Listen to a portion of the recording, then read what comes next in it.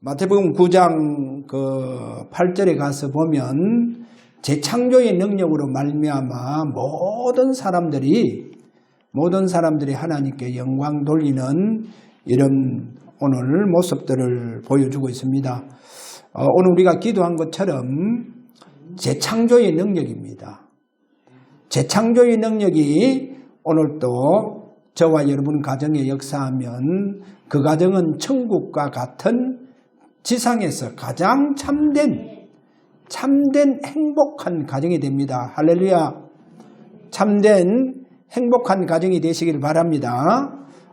그래서 그 가정 속에 주님이 주인으로 역사하실 것입니다. 그래서 이런 복된 가정으로 다 회복되기를 바랍니다. 자, 오늘 제목이 뭐냐 하면 재창조가 되어져야 됩니다. 저와 여러분이 재창조가 되어져야만이 하나님께 영광 돌릴 수 있다는 겁니다.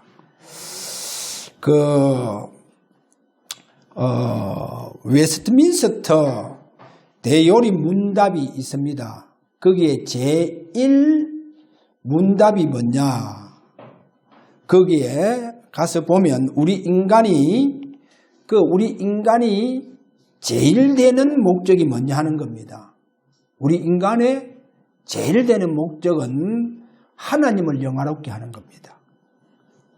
그래, 하나님을 영화롭게 하는 것이 우리 인간의 제일 목적이다. 가장 높은 목적이 무엇이냐? 우리 인간의 저와 여러분이 하나님을 영화롭게 하고 하나님을 영원토록 충만히 즐거워하는 것이다. 하나님을 즐거이 하는 것이다 하는 것을 오늘 여러분이 붙잡으시고, 자, 이렇게 되어지려고 하면 어떻게 하면 내가 하나님을 가장 영원롭게 할 수 있느냐? 여러분이 재창조의 축복 속으로 들어가기를 바랍니다. 오늘 본문 중풍병자라든지 또 마가복음 5장에 가서 보면 12년 동안 혈류병으로 저주받은 여인이 있습니다. 12년 동안 저주 속에 살아갔어요. 자, 오늘 여기에 오늘 중풍병자도요, 재창조가 되지 아니하면 하나님께 영광 돌릴 수 없습니다. 재창조가 되지 아니하면 하나님께 영광 돌릴 수 없고, 요한복음 11장에 가서 보면 죽은 나사로가 나옵니다. 죽은 나사로 무덤에 가서 예수님께서 무덤의 문을 열어놓으라 합니다. 그 곁에 있던 마르다가 이렇게 말합니다. 주여, 죽은 지가 벌써 나흘이 됩니다. 시체가 부패해서 냄새가 납니다. 그런데 예수님 뭐라고 말씀하냐? 네가 믿으면 된다는 거예요. 그러고 이제 예수님께서 그 시체를 향하여, 부패해서 냄새나는 시체를 향하여 나사로야 나오라 그랬어요. 그런데 나사로가 살아서 나왔다니까요. 살아서 나왔어요. 그래, 그 나사로 동네에 있는 모든 사람이 하나님께 영광 돌렸어요. 모든 사람이 영광 다 돌렸다니까요. 그래서 오늘 꼭 알아야 됩니다. 죽은 사람이 살아나는 것은 그게 치유가 아니고 예수님의 재창조의 능력을 설명합니다. 자, 이 말은 저와 여러분이 내 모습 가지고 내가 과연 하나님께 영광 돌릴 수 있느냐는 거예요. 나의 이 모습 가지고 하나님께 영광 돌릴 수 있느냐는 거예요. 그러면 내가 하나님의 영광을 돌릴 수 없다고 하면 저와 여러분이 재창조가 되면 됩니다. 할렐루야. 재창조가 되면 여러분이요, 하나님을 영화롭게 해요. 진짜 하나님께 영광을 돌립니다. 제가 지난주에 식물계에 대해서 얘기했지 않습니까? 그래서 오늘 꼭 잡아야 됩니다. 자, 한번 우리 따라 합시다. 내가 재창조되어야 하나님께 영광 돌린다. 그래, 하나님을 영원하게 할 수 있어요. 재창조가 되어서. 그래서 오늘 꼭 마음에 뭐를 담냐? 내가 이 모습 가지고 하나님께 영광 돌릴 수 있느냐는 거예요. 내가 이 모습 가지고 내가 하나님을 영원하게 할 수 있느냐는 거예요. 그러면 피조 세계를 다 한번 보세요. 예를 들어서 식물계를 바라니까요. 저는 이 강변을 늘 하면서 이래 지나가면서 그게 오리를 늘 제가 관심 있게 봅니다. 겨울 되니까요. 오리가 너무 추우니까 그 내려간 시냇물이 다 꽁꽁 얼어붙잖아요. 그러면 야, 저 오리들이 어떻게 이 추운 겨울을 날까? 근데요, 오리들 가만 보면 그 강변에 물이 막 흘러내려가는데 거기에요, 막 주댕이를 땅바닥까지 물 있기를 자기들 먹는 먹이를, 물 있기를 뜯어먹는 것 같아요. 근데 그 다음 날 가면 또 그곳에서 막 뜯어먹고 있어요. 뭐를 말합니까? 이 오리가 먹을 식물을 재창조가 돼서 계속 그 식물이 자란다는 거예요. 그러니까 오리가 살아갈 수 있다는 거죠. 그걸 계속 뜯어먹는데도 계속 나는 거예요. 뭡니까? 재창조입니다. 재창조. 식물계에는 시간마다 날마다 계절마다 재창조가 된다니까요. 그 제가 지난주 얘기했지 않습니까?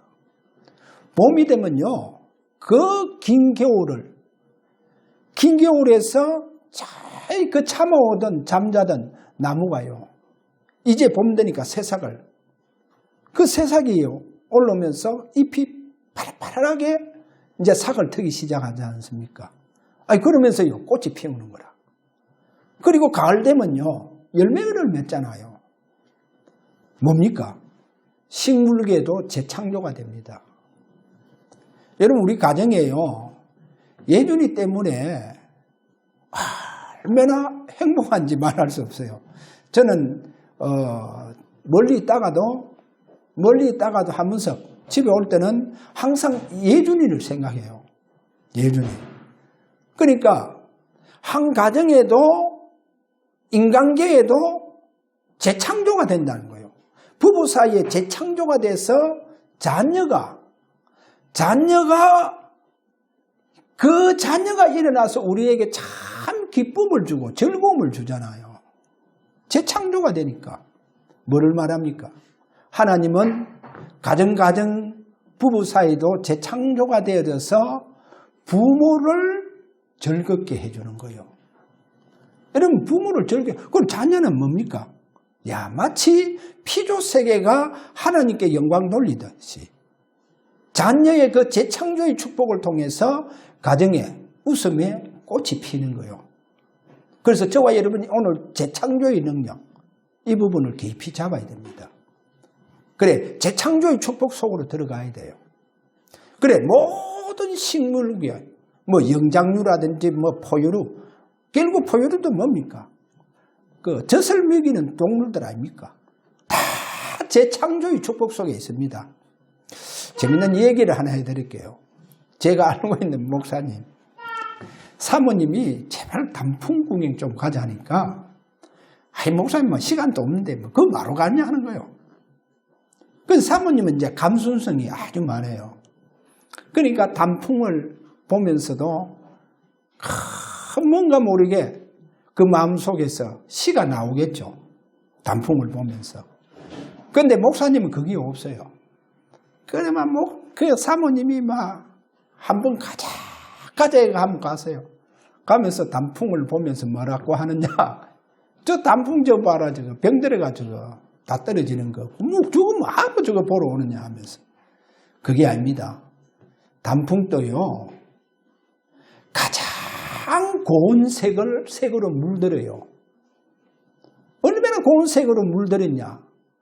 그러니까 그 단풍이요, 창조주께 영광을 돌리고 이제는 자기의 그 모든 것을 다 불태우고 이제 떨어진다니까요. 그게 단풍입니다. 그래 감수성이 없는 목사님은 병들었다는 거예요. 여러분 피조세계는요. 재창조의 능력 속에서 창조주를 영화롭게 한다니까요. 창조주를 어떻게 한단 말입니까? 창조주에게 영광을 돌려요. 그러면 저와 여러분도 하나님의 형상대로 창조되어졌습니다. 그래서 오늘 꼭 기억하세요. 내가 이 모습 가지고 하나님을 영화롭게 할 수 있느냐? 할 수 있느냐는 겁니다. 할 수 없다고 하면 오늘 재창조의 축복 속으로 들어가시길 바랍니다. 재창조가 되어졌어. 우리 인간의 제1 목적은 뭐냐? 그야말로 그분을 영원토록 영화롭게 하는 거구나. 영광 돌리구나. 오늘 그러면 저와 여러분은 재창조의 축복 속에서 다른 사람들이 받지 못하는 축복을 받아갑니다. 자, 이런 축복이 여러분 가정에 오늘 또 넘치시길 바랍니다. 그 두 번째로 제가 두 영적 사건을 한번 얘기를 하겠습니다. 첫째 뭐냐? 청계에 일어난 사건입니다. 이 청계에 일어난 사건, 다시 말해서 우리 인간이 창조되기 전입니다. 우주 만물이 창조되기 전에 하나님은 천국과 천사를 먼저 창조를 합니다. 그래, 이 천국과 천사를 먼저 창조했는데 그 천사 중에 마치 그 천국의 제2인자가 루시퍼입니다. 제2인자가 루시퍼요. 그래서 성경에 보면 에스겔서 28장 12절 천국의 제2인자인 루시퍼를 이렇게 말합니다. 너는 지혜가 충만하며, 자, 지혜가 충만하며 아름다움이 완전하여, 아름다움이 완전한데 모든 피조세계가 흠모할 정도로 아름답다는 거예요. 모든 피조물들이 흠모할 정도로 아름답다는 거예요. 자, 그래서 킹제임스 성경에는 이래 되어가 있어요. 아름다움이 완전하여 극치를 봉인하는도다. 극치. 그 아름다움이 극치로 봉인해 붙다는 거예요. 도장을 찍어 붙다는 거예요. 자, 이렇게 천국의 제2인자인 루시퍼입니다. 이 루시퍼가요, 결국은 타락을 합니다. 자, 타락을 하는데 이사야 14장 12절에 보니까 이래 말해요. 오 아침의 아들 루시퍼야, 내가 어찌 하늘에서 떨어졌는가? 민족들을 악하게 한 자야, 내가 어찌 끊어져 땅바닥으로 떨어졌는가? 천계에서 추방을 당합니다. 그래서 이 말이요, 너 아침의 아들 루시퍼야, 이래 말합니다. 여기 굉장한 의미가 있습니다. 이 루시퍼의 타락의 이유를 우리가 성경의 계시록 12장 5절에서 9절에 가서 보면 이 루시퍼의 타락의 극치가 뭐냐? 보호자를 찬탈하려고 했다는 거예요. 이 보호자를 찬탈해서 계시록 2장과 22절에 가보면 자신이 새벽별이 되려고 했다는 겁니다. 새벽별. 강명한 새벽별을 가장하려고 했다는 거예요. 그것이 바로 루시퍼의 타락의 극치입니다. 하나님께서 천사도 아무리 천국의 제2인자라 한다 할지라도 하나님께서 창조하신 피조물이에요. 그래, 하나님을 영화롭게 해야 되는데 자신이 마치 메시아 그리스도 새벽별이 되려고 했다는 거예요. 그래서 천국에서 추방을 당합니다. 천계에서. 그래, 천국에서 추방을 당해서 우리 인간을 멸망하도록 유혹을 합니다. 그럼 여기에서 여러분은 어떤 답을 찾아야 되느냐? 성경을 통해서. 자, 루시퍼가 보호자를 찬탄하려고 했잖아요. 그래서 범죄한 우리 인간에게 가장 우리 인간의 타락의 극치가 뭐냐 하는 것을 아셔야 됩니다. 자, 루시퍼의 타락의 극치가 뭡니까? 보좌를 찬탈하려고 했다니까요. 그래서 자기가 새벽별 메시아 그리스도를 가장하려고 했다는 거예요. 이게 바로 루시퍼의 타락의 극치입니다. 그래서 범죄한 인간에게 그 타락의 극치가 뭐냐? 여러분, 루시퍼는요, 우리 인간만이 하나님의 형상으로 창조되어가 있다니까요. 그 말이 뭔 줄 압니까? 우리 인간만이 하나님을 영원하게 하게 되어가 있어요.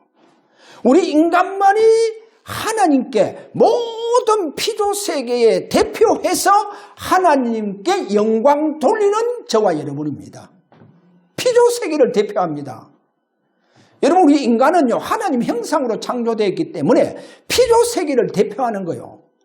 그 피조세계를 대표하면서 우리 인간이 가장 그 모든 피조세계의 대표적으로 하나님을 영원하게 하는, 하나님께 영광 돌리는 대표다는 거예요. 이거를 보고 영적 대표를 말합니다. 우리 인간이요, 이렇게 하나님께 영광 돌리는 피조세계에서는 대표라는 거예요. 할렐루야.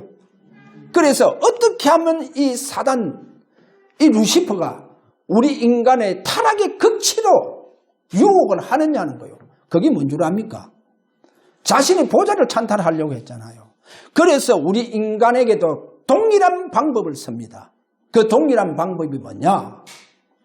네가 보좌의 영광의 축복을 누리면 너는 앞으로 완전한 그 하나님과 같이 된다는 거예요. 너가 메시아가 될 수 있다는 거예요.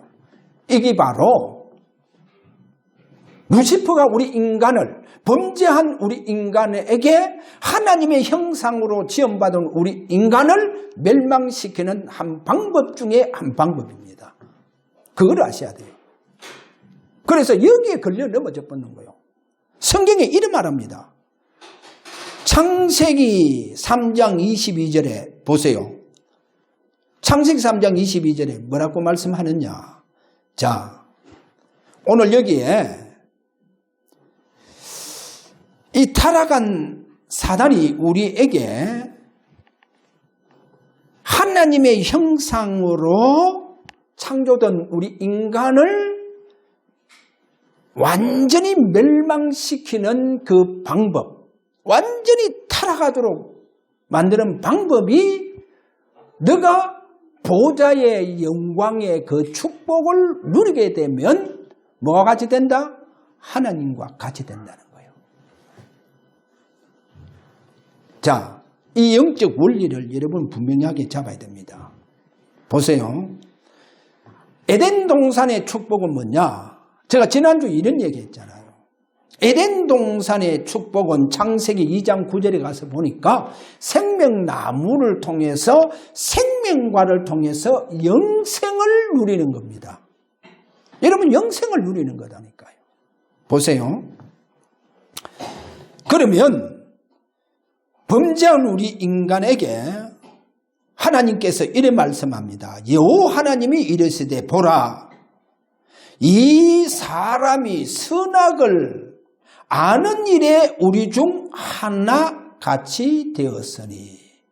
성경 그런 말 한다니까요. 킹제임스 성경에 가서 보니까 이 사람이 선악을 아는 일에 우리 중 하나같이 되었다. 우리 중 하나같이 되었다는 거예요. 보세요. 뭐를 설명합니까? 루시퍼의 계략에 완전 넘어간 우리 인간의 모습을 보여주고 있죠. 네가 하나님같이 된다는 거예요. 그래, 선악을 아는 일에 우리와 같이 하나가 됐다 하잖아요. 우리와 같이 하나가 됐다. 그래, 이렇게 범죄한 인간이 그러면 생명과를 통해서 영생을 누리면 어떻게 되겠냐는 거예요. 자신이 완전히 메시아처럼 놀아본다는 거예요. 메시아처럼 권력과 권세를 이기고 사단이 다 잡는 거예요. 우리 인간이요. 이리 되어집니다. 그래서 하나님은 범죄한 인간이요, 하나님 분명히 이렇게 말했잖아요. 선악을 알게 하는 일에 우리 중 하나가 됐다는 거예요. 우리와 같이 되었다는 거예요. 이래서 하나님은 영생하지 못하도록 범죄한 인간이요, 자신이 마치 하나님처럼 메시아처럼 그렇게 그들이 살지 못하도록, 그래 생명과를 먹지 못하도록 그 생명나무의 길을 가는 길을 하나님 다 막아보는 거예요. 다 막아버립니다. 그게 우리 인간을 위해서, 하나님 우리 인간을 위한 하나님 방법이라니까요. 하나님 그렇게 말씀하죠. 그래서 오늘 꼭 알아야 됩니다. 사단의 유혹이 뭐냐는 거예요. 우리 이 인간과 그리고 저 사단의, 저 타락한 천사의 그 타락의 극치가 뭐냐? 극치를 오늘 분명히 잡아야 됩니다. 그 타락의 극치가 보좌를 찬탈해서 자신이 새벽별이 되려고 하고 새벽별을 가장하려고 했는 거예요. 그래서 사단이요, 우리 인간에게 하나님의 형상으로 지음받은 우리 인간의 타락에 완전히 극치에 이르도록 하는 것이, 네가 보좌의 영광 속에서 보좌의 영광을 누리면 너는 선악을 아는 일에 하나님과 같이 된다는 거예요. 하나님과 같이 된다. 잘 들어야 됩니다. 그래서 오늘 저와 여러분이요, 요한복음 1장 1절에서 5절에 가서 보면 태초에 말씀이 계시니라, 이 말씀이 곧 하나님이시니라. 그 말은 뭡니까? 오직 한 분 그리스도만이 영원 전부터 계셨다는 겁니다. 영원 전부터 계신 분이세요. 그분이 영원 전부터 보좌의 영광 속에 계신 분이시다니까요. 그분은 영원 전부터 보좌의 영광 속에 계신 그분이 우리 인간이 타락을 하니까, 우리 인간을 구원하시기 위하여 그분이 보좌의 영광을 버리시고 우리 인간의 몸을 입으시는 거예요. 그래서 킹제임스 성경에 이래 말합니다. 자, 킹제임스 성경에 가서 요한일서 4장 3절에 보면 육체 안에 오신 예수님. 그래, 육체 안에 오신 예수님. 보좌의 영광 중에 계신 그분이 우리를 구원하시기 위하여 보좌의 영광을 다 버리시고 이 땅에 우리 인간의 몸을 입고 오셨다는 겁니다. 그래, 우리 인간의 몸을 입고 이 땅에 오셔서 우리를 구원하시기 위해서 십자가에서 죽으시고 재창조의 능력으로 그분이 부활하셨다는 거예요. 그래, 부활하신 그분께서 성천을 했습니다. 성천을 해서 히브리서 8장 1절과 2절에 가서 보니까 하나님 보좌 우편에 본래의 그분이 계시던 그 영광 중에 하나님 보좌 우편에 앉으셨다는 겁니다. 자, 하나님 보좌 우편에 앉으신 그분이 이제는 앞으로 심판주로 오십니다. 그 말은 뭐요? 재림주로 오신다는 거예요. 영원 전부터 계시고 앞으로 마지막 재림주로 오시는 그분이 원래의 보좌의 영광 속에 계신 분이세요. 그래, 보좌의 영광을 버리시고 우리를 구원하시기 위해서 우리의 몸을 입으시고 이 땅에 오셨다는 거 아셔야 됩니다. 자, 그래서 오늘 저와 여러분이요, 그분이 보좌의 영광 속에 계신 영원전부터 계신 그분이시다.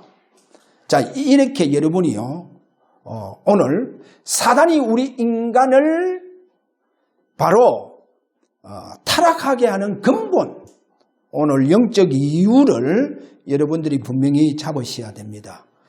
자, 그 다음에 세 번째, 오늘 잡아야 될 게 뭐냐? 전무후무한 응답입니다.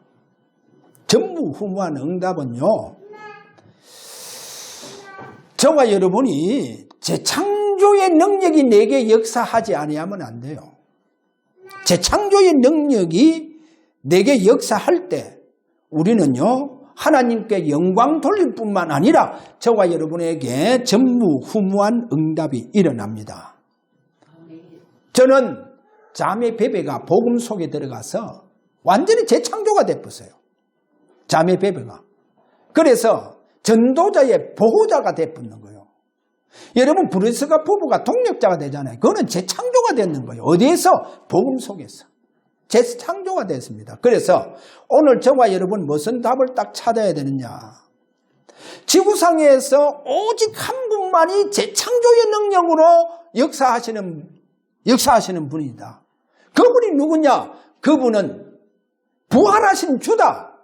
그 부활하신 주가 재창조의 능력으로 부활하셨다는 거예요. 그분만이 재창조의 능력으로 오늘 또 우리를 재창조할 수 있다는 거예요. 그래, 저와 여러분이 그리스도의 재창조의 능력으로 나를 재창조하면 내가 가장 하나님께 영원토록 하나님을 즐거워하며 그분을 영화롭게 한다는 겁니다. 할렐루야. 그래서 오늘 재창조의 축복 속으로 들어가기를 바랍니다. 로마서 16장 23절에 보니까 가룟가 모든 전도자의 십주인이 되어졌다는 거예요. 그 산업까지도 하나님은 재창조의 능력으로 역사해 주셨다는 거예요. 그래서 오늘 그게 전무후무한 응답 세 번째 여러분들에게는 없을 것입니다. 지금 3단체의 시대지 않습니까? 이 3단체가 자기 시대를 만들어 놨었어요. 그래서 자기 시대를 다 열어가고 있다니까요. 그래, 3단체 시대는 무슨 시대다? 사단의 시대를 했잖아요. 그러면 이 3단체를 능가하고 이 3단체 시대에 어떻게 하면 저와 여러분이 영적 주역이 될 수 있느냐는 거예요. 영적 주역이 되어져야 다스리고 정복하고 땅에 충만한 역사가 일어난다니까요. 그래, 이 3단체 시대에 영적 주역은 누구냐? 재창조의 능력 속에 있는 사람입니다. 재창조의 능력이 우리 주사랑교회에 일어난다고 하면 우리 주사랑교회가 그 시대에 영적 주역된 교회입니다. 할렐루야. 그래, 재창조의 능력. 오늘 재밌는 얘기를 하나 해줄게요. 그래, 어제 제가 좀 늦게까지 제가 이 기도를 하고 아무래도 새벽에 내가 한 5시나 5시 반 되고 일어날 수 없겠다 해서 한 6시 반 되가 내가 일어나야 되겠다 하면서 이제 알람을 그렇게 맞췄어요. 맞췄는데 한 6시 되가 갑자기 전화가 오더라니까요. 전화가 와서 내가 깨보니까 막 예준이가 막 배가 아파서 뭐 쉽게 말하면 막 뚜글뚜글 구부고 있대요.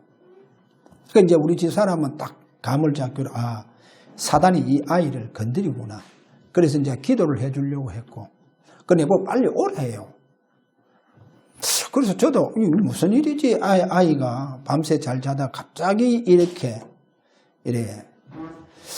배를 이렇게 아파하느냐, 떼굴떼굴 구부르고 하느냐 해서 이게 뭔가 사단의 역사가 하면서 그 이제 참 제가 이런 얘기를 해야 될지 모르겠지만 그 주영이가 오늘 보니까 아버지 집에서 제사 드린다고 오라고 했는 것 같아.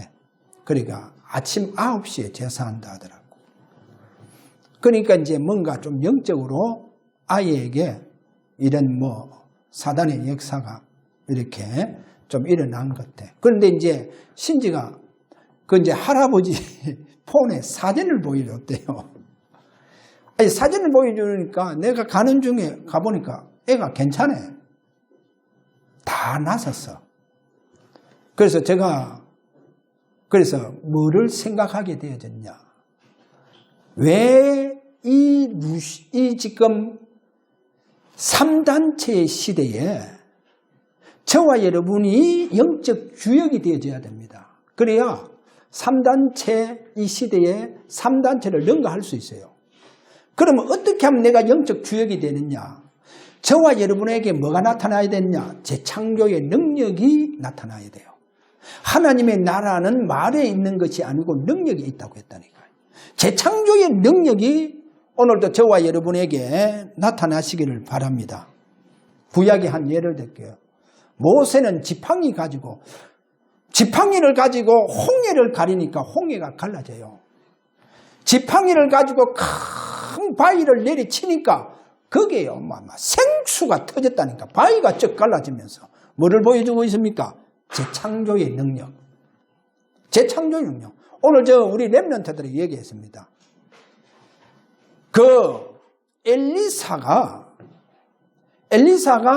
엘리사를 모시려고 하는 한 여인이 있었어요. 한 가정이 있었다니까요. 그러니까 이제 가정이 어느 동네에 있냐? 성경 보면 수넴이라고 하는 동네에 아주 귀한 한 가정이 있었어요. 그래서 엘리사가 늘 수넴이라고 하는 그 동네에 가면 한 부부가요, 한 가정이요, 자기 남편한테 아내가 얘기하는 거예요. 선지자가 늘 우리 동네에 오는데 저렇게 사역을 하고 그냥 가면 되겠느냐? 그래서 우리가 선지자를 위해서 집을 하나 지어드리자. 그러니까 거기에 책상도 놓고 거기에 의자도 두고 그러니까 편안하게 쉴 수 있는 공간을 하나 마련해 주자 해서 그렇게 하나 집을 만들어 줬어요. 그러니까 이제 엘리사 선지자가 수넴의 이제 동네에 이르면 항상 그 가정이 만들어준 집에서 편안하게 쉬고 거기에서 또 이제 주시는 음식, 차려준 음식을 먹고 그렇게 다시 또 오고 저 갈멜산에 또 기도하러 가기도 하고 그렇게 했어요.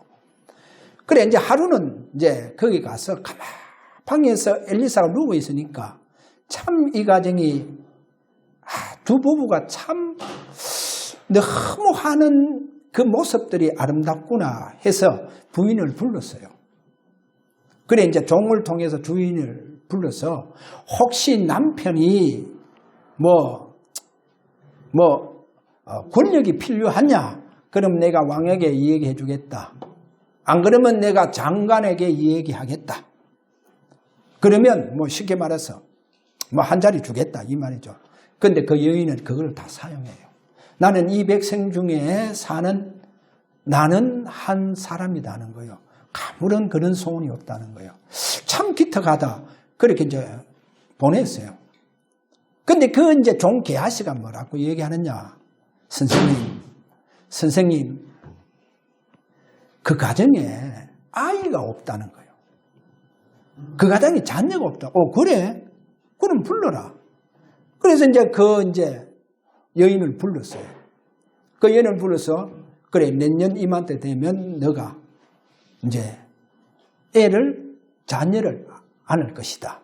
근데 그 아이가요 1년 후에 태어났다니까요. 태어났어요. 태어나가 이제 잘 자라는 거예요. 성장을 잘하는데 하루는 이제 아버지 밭에 이제 나가서 추수꾼들과 같이 있으면서 아이가 갑자기 머리를 잡고 내 머리야 내 머리 하면서 근데 그 아이가 죽어버렸다니까요. 그러니까 그 여인이요 짐승을 타고 갈멜산까지 이제 찾아왔어요. 그래 주신 아이가 죽게 되었다는 사정을 이야기했는 거예요. 자, 그 사정을 들었던 엘리사 선지자가 그러면 그 게하시를 불러서 자기 종을 불러서 이 지팡이를 들고 너는 빨리 달려가라. 그래 그 가정에 이르면 아이 방에 가서 아이의 얼굴에 지팡이를 놔라. 그럼 아이가 살아날 것이다. 그래 갈 때 가면서 누가 인사하더라도 받지 마라. 임사에 그 답례도 하지 마. 무조건 너는 그 아이에게 가라. 그래서 게하시가 지팡이를 들고 가면서 기도도 많이 했겠지. 지팡이 들고 하나님 참 복이 들면 기특한 저 가정에 하나님께 자녀를 둔데 자녀가 갑자기 죽었습니다. 그래서 이 지팡이를 들고 가라 합니다. 성경에 없어요. 그래 지팡이 들고 사람들이 인사해도 인사도 안 받고 그냥 방에 들어가 아이의 얼굴에 지팡이를 댔어요. 살아나야 되는데 안 살아나는 거야. 안 살아나서 다시 갈멜산으로 오는 거예요. 와서 엘리사 선지자에게 아이고 선생님 안 살아났습니다. 죽은 아이가 살아나야 되는데 안 살아나. 그래? 하더만은 그 엘리야 선지자가 가는 거예요. 그래 그 아이의 얼굴에 자기 얼굴을 대면서 하나님 앞에 기도하는 거예요. 그래 한 번 기도하고 난 이후에도 또다시 그 방을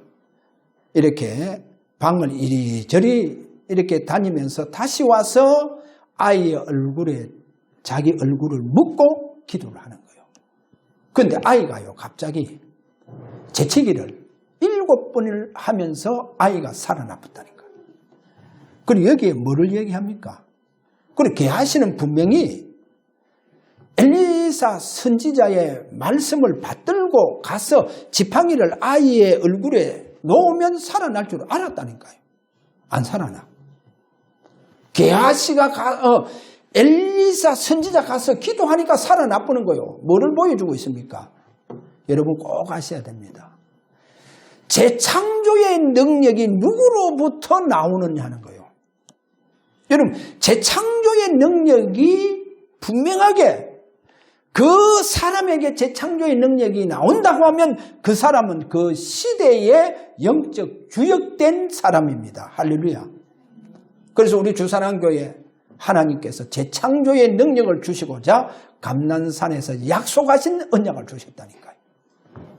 약속을 해주셨어요. 보세요. 하나 더 얘기할게요. 사도행전 5장과 19장에 가보면 5장에는 누가 나오냐? 베드로가 나와요. 베드로가 가면요 많은 병든 사람들이 그 침대와 요를 깔아요. 왜 까느냐? 베드로의 그림자만 지나가도 환자가 낫는다는 거예요.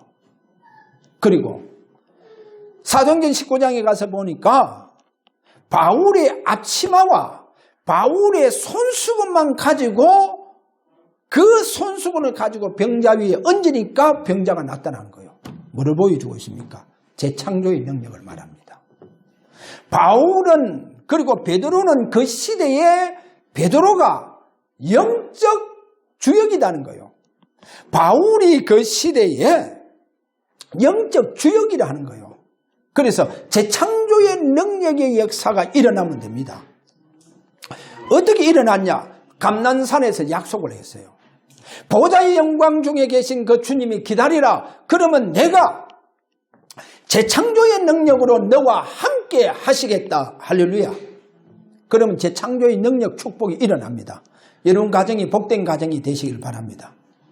재창조의 능력의 역사가 일어나는 복된 가정이 되시길 바랍니다. 그러면 참 행복한 천국과 같은 가정이 된다니까요. 재창조의 능력. 자, 오늘 결론적으로 마태복음 9장 1절에서 9절, 8절까지 딱 간단하게 이야기할게요. 여기 중풍병자에게 다른 성경에 보면요. 이 중풍병자의 침상을 메고 오는 사람이 예수님 주위에 사람이 너무 많아서 지붕 위에 올라가 지붕을 뜯어서 내렸다 했잖아요. 그런데 오늘 주님 뭐라 하냐? 작은 자야 안심하라.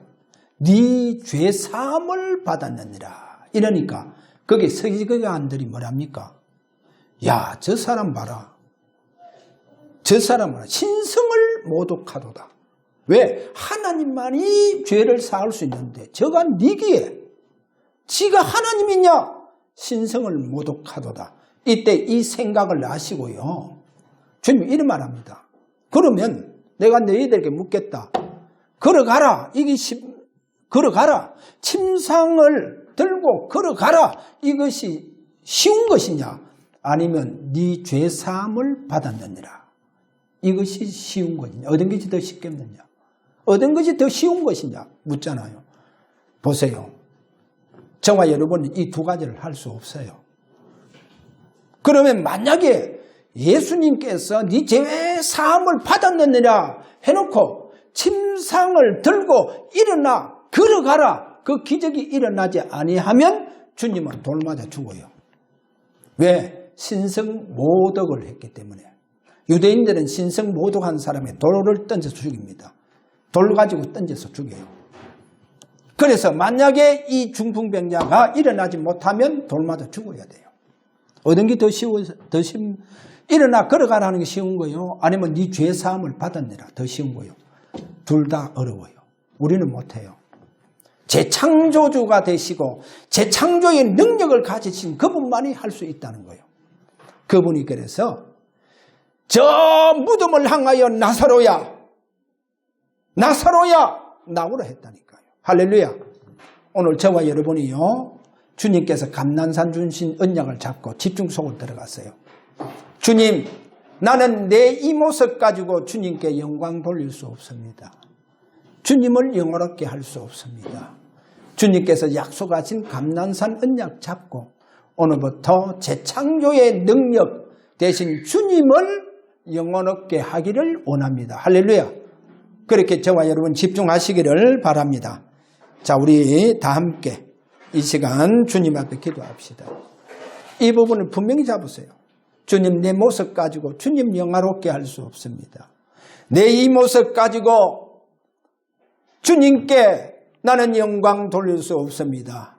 오늘 이 시간 저들을 주님께서 재창조해 주셔서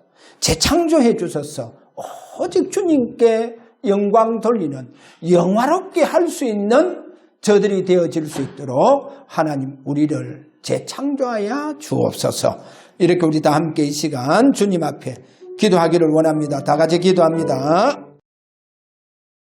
십자가에서 다 이루었다 하신 우리 주 예수 그리스도의 은혜와 우리를 처음부터 하나님의 자녀로 그리스도 안에서 예정하신 작정하신 우리 아버지의 그 크신 사랑하심과 오늘 또 어김없이 약속하신 대로 역사하시는 성령의 감화감동 충만한 역사가 재창조의 축복되어 재창조의 능력으로 재창조되어 하나님을 영원토록 영화롭게 하며 영광 돌리기를 원하는 사랑의 모든 성도들 머리 위에 지금으로부터 영원토록 항상 계실지어다.